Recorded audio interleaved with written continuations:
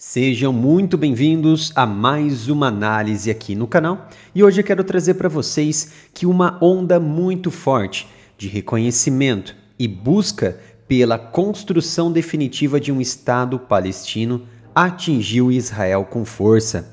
Desde a década de 80 que os árabes eles têm pressionado pela expulsão israelense e a constituição de novas terras em um Oriente Médio e continente africano também absolutamente recheado de árabes.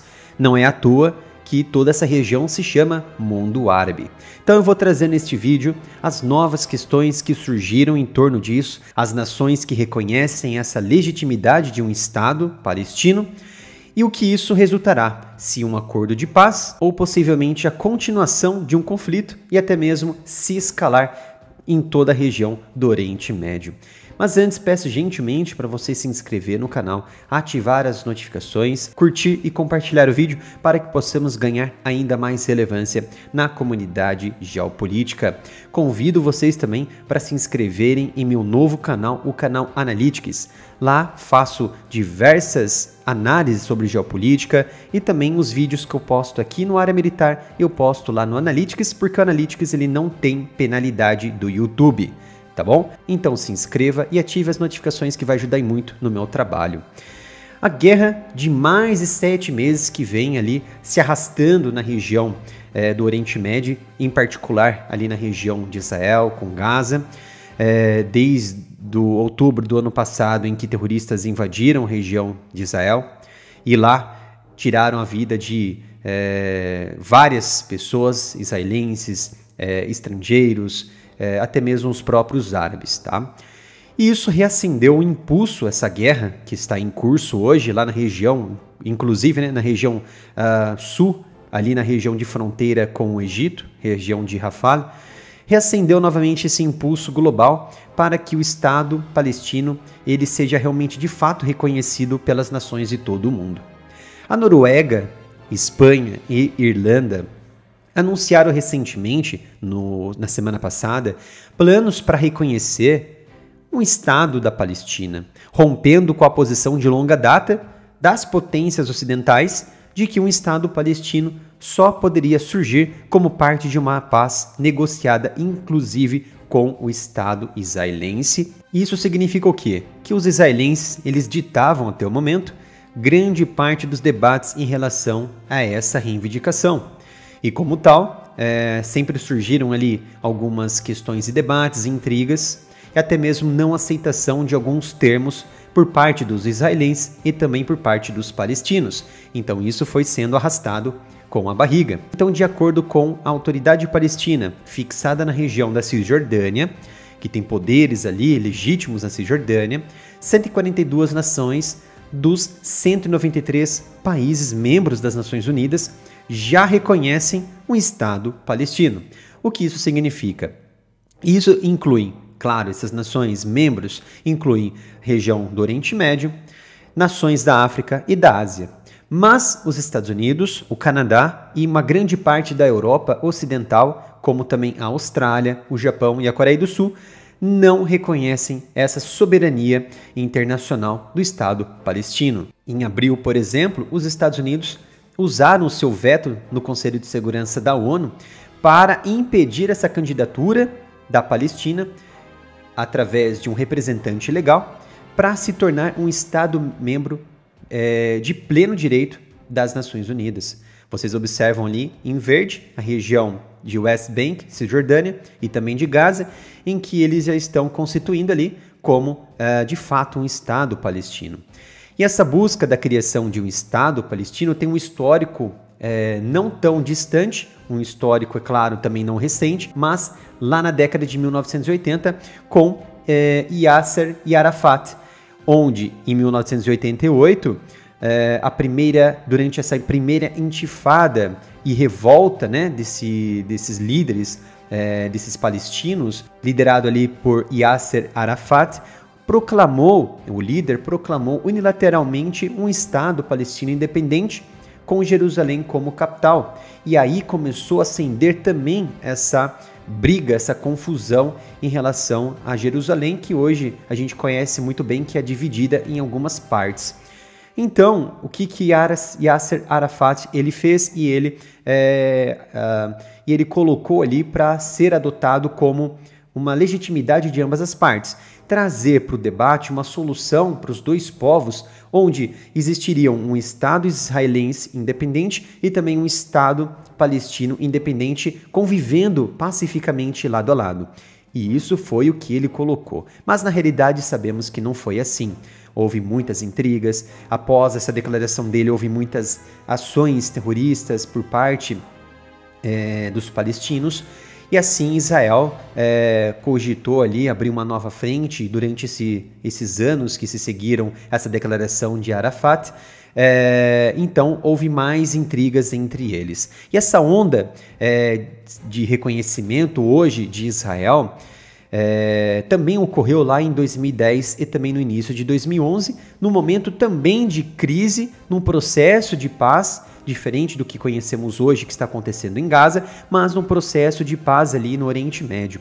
Porque houve uma série de países, por exemplo, sul-americanos, entre eles Argentina, Brasil e Chile, que responderam a esses apelos dos palestinos e reconheceram, reivindicaram um apoio claro para a criação de um Estado internacional ali, de um Estado palestino reconhecido internacionalmente.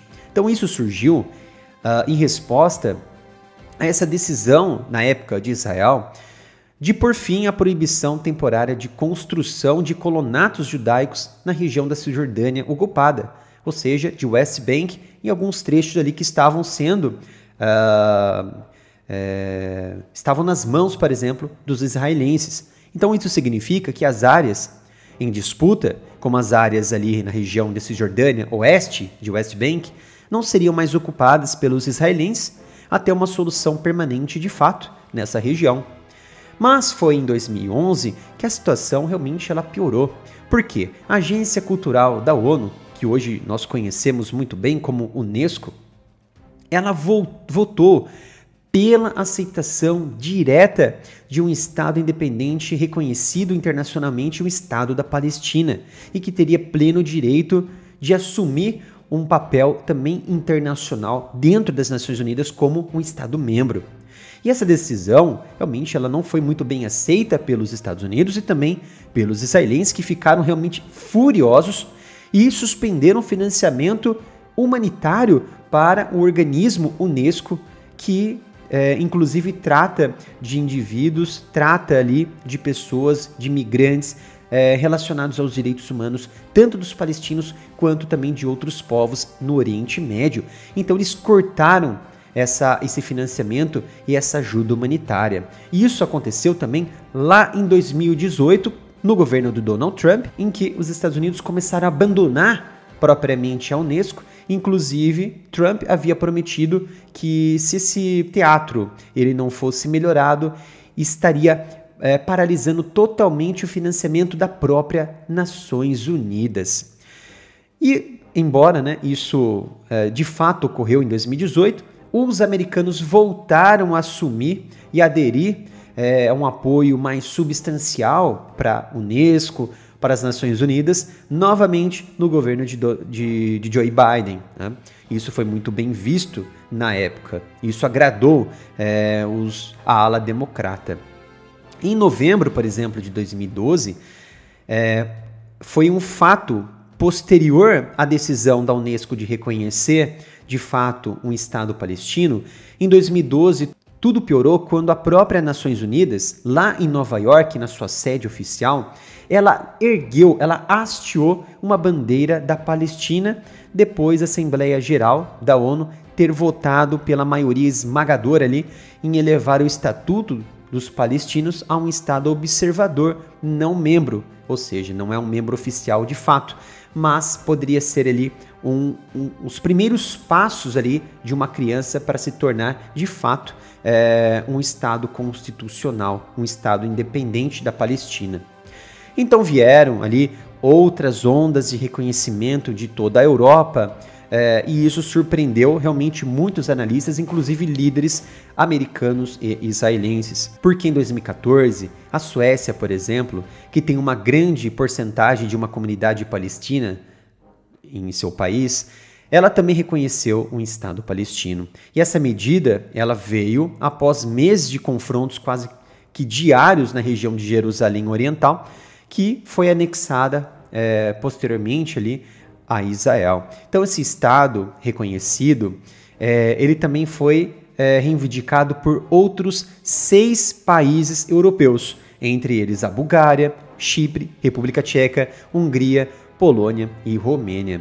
É como se fosse alguém, alguma nação, por exemplo, Israel, sendo favorável a uma repartição da Espanha, que hoje briga entre a Catalunha com Madrid. Então essa briga seria reacesa se Israel fosse favorável à Catalunha. Imagina como seria essa posição da Espanha em relação a essa divisão separatista na região. Seria muito ruim, de fato. Então, é por isso que os israelenses não gostaram nada disso, porque trata, segundo, por exemplo, na Espanha, trata essa questão como hipocrisia. Então, em 2024, novamente, neste ano, surgiram novos impulsos de ondas de reconhecimento, inclusive da própria Espanha. Então, com essa guerra em curso lá na região de Gaza, reacendeu novamente essa esperança dos palestinos por um Estado independente favorecido ali pelas ações que propriamente Israel está realizando ali para tentar afastar esses terroristas na região e entregar uma região mais pacífica para os próprios residentes, para os próprios palestinos. Então, o próprio mundo árabe, junto com esses terroristas, estão pressionando as Nações Unidas e outras nações a reconhecerem de fato esse Estado. Então, por essa questão também de guerra, reivindicação de que Israel tirou a vida de várias dezenas e milhares de bebês, de crianças, de mulheres, segundo o próprio Ministério da Saúde, controlado pelo Hamas. Então surgiram ali outros reconhecimentos, outras reivindicações de países até então que estavam neutros em relação a isso e outros que já estavam ali dando alguma posição em direção a esse possível reconhecimento. Então vieram Noruega, Espanha e Irlanda, que disseram que reconheceriam um Estado palestino até 28 de maio deste ano. Ou seja, desafiaram as ameaças também de Israel, que chamou de volta ali os enviados da Irlanda, os diplomatas, tanto da Irlanda quanto da Noruega, para discussões sobre essa medida que Israel achou hostil. Lá em região de Malta e também a Eslovênia, em março deste ano, eles também manifestaram prontidão para reconhecer a Palestina quando as circunstâncias forem adequadas.